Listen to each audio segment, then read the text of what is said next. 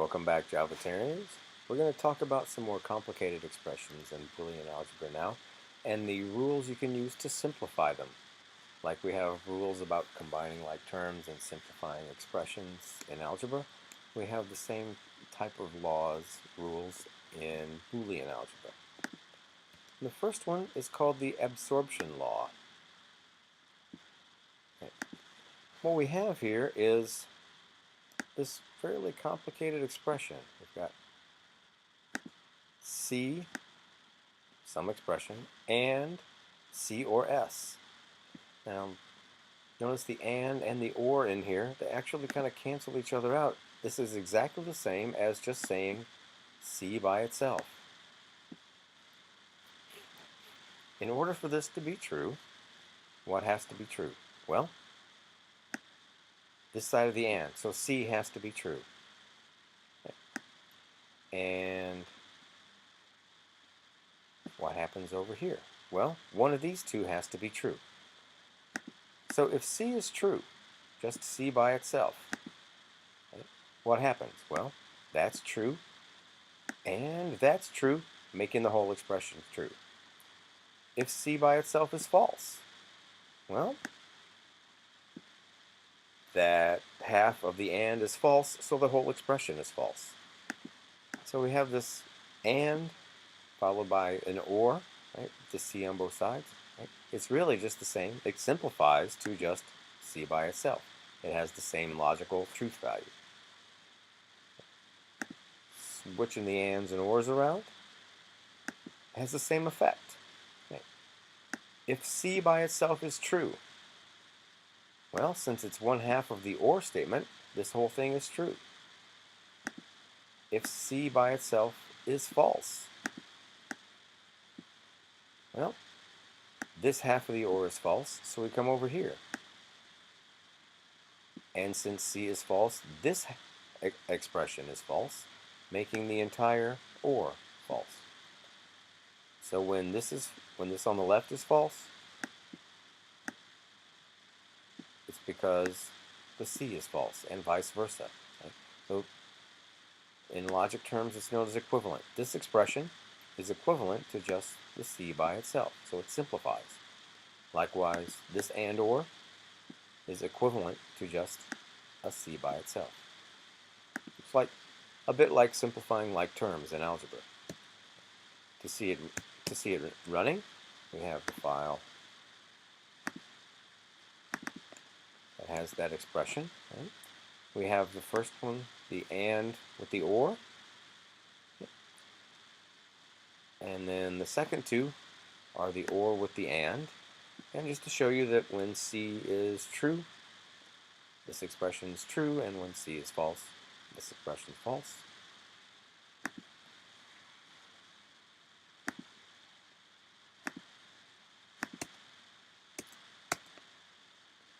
Yeah. So if C is false, C and C or S is false.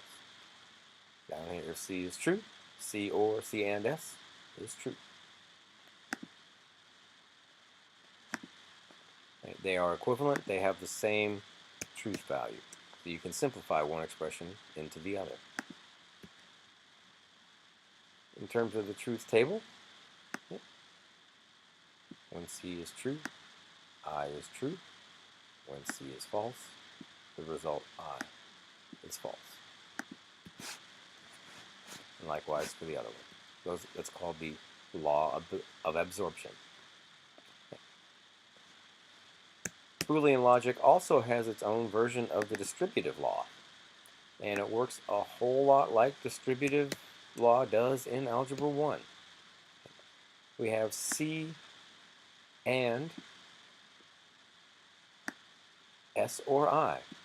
The and will distribute over the or, and you get C and S or C and I, much like multiplication distributes over addition.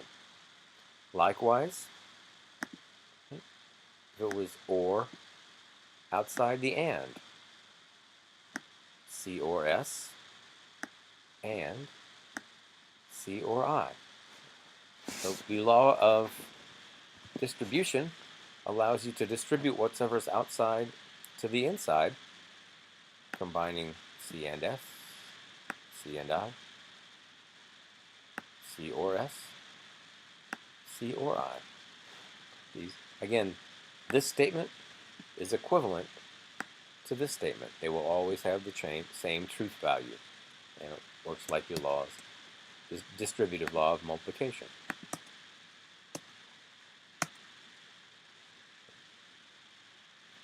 We've got the or distributing over the and. So you get C or S and C or I, right? And they are equivalent, right? When one of those is true, the other is true. When one is false, the other is false. So when you see parentheses and the different and or, right, they distribute over each other like you would in a regular algebra class. De Morgan's law has to do with the distribution of the negative sign, or excuse me, the negation sign. Right. When you have a not distributed over an or, everything changes. It's not C, it's not S, and it's not or anymore. It's now and. Likewise, when a not distributes over an and, everything changes. It's not C, it's not S, and it's not and anymore. It's or. So when you have when you have parentheses and a not in front of it, the not distributes over everything. Switching the C and S to not C or not S. And you will definitely see a problem like this on the AP exam. Right? There will be some sort of, they'll say which statements are equivalent logically. Right? Know that this not or is equivalent to the not and not. And the not and is logically equivalent, means has exactly the same truth value as the not or not. And you will see questions like that on the AP exam.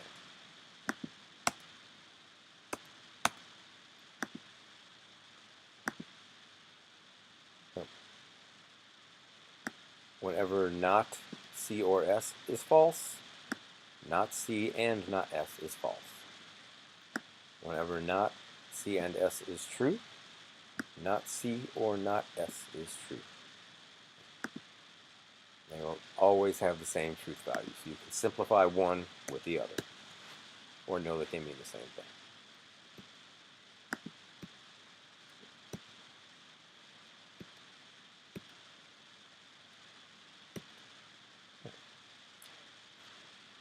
There is one more property. Oh, and before we do that, let's take a look at this problem. Which statement is represented by the truth table at the right? So I, when is I true? Well, it's true when either C or S is true, and it's true when they're both true. So really, I is C or S. Notice we don't really have that on here. What do we have? Well, if you look at this, S and S, when is that true? Only when S is true. So this statement is really the same as C or S. That last bit is, well, it's kind of redundant actually. Hence the answer is B. This one here, when is I true? Well, when C or S is true, I is true. So it's like C or S. But it's not true when they're both true. So how would you say that? I is C or S and not C and S. So when C or S is true, but not When C and S is true, answer D.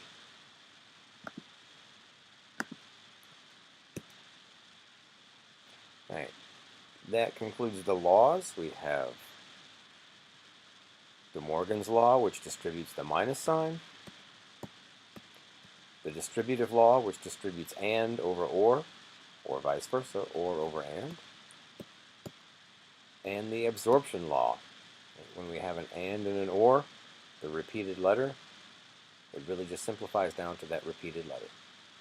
We have one more thing to show you. I'll do that in the next video. Ta-ta for now.